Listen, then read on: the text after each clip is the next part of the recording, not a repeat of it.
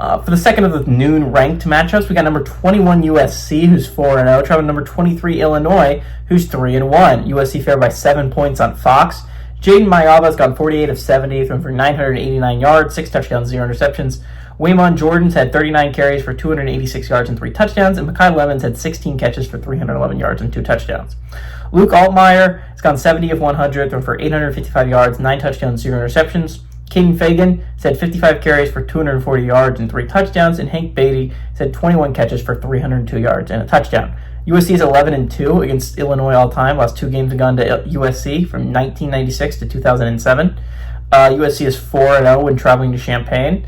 1989 was the last time Illinois was able to win a game against USC.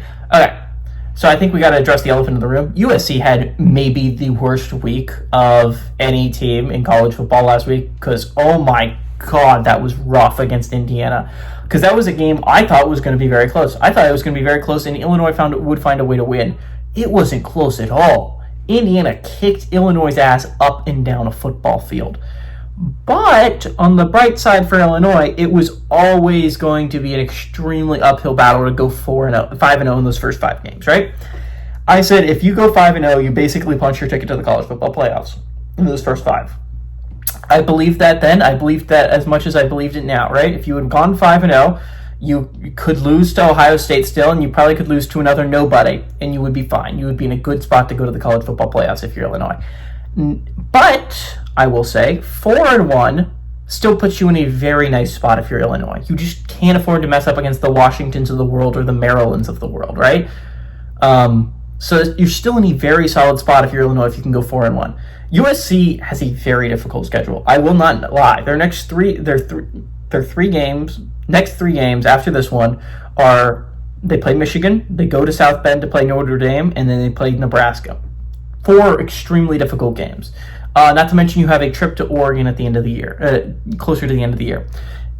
So, I mean, I think USC has the talent to win absolutely all of those games. Will they win all those games? Probably not. So this 4-game stretch, I think, is very important for USC to stay alive in the college football playoff picture. I mean, these are the 4 games that I think to make or break your season if you're USC. You have to go 3-1 in them. So you can afford to take that loss against Oregon.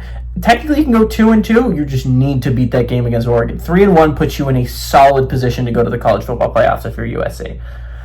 So this is a very big game for them. You would like to, for a schedule, I think you got to go 3-1 in.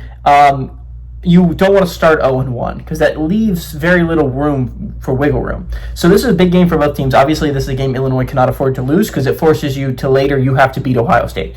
USC, this is a game you cannot afford to lose because you have to go 3-0 really over the next 3-game stretch. So I think this is a very, very important game for both teams. That's what makes it such compelling television. I do not know how USC is favored by 7 points. I was going to go USC here last week, but Illinois is coming off a loss. Good teams do not lose twice in a row, especially when they're at home. Illinois was in my college football playoffs. I refuse to give up on any of my college football playoff teams until they're like Florida and are just really eliminated. So I still believe that Illini can get there. I still think this is a solid team. It just is you're going to require likely 5 Big Ten teams to make the college football playoffs, which is possible. So give me the Fighting Illini to win and obviously cover because they're pulling off the upset.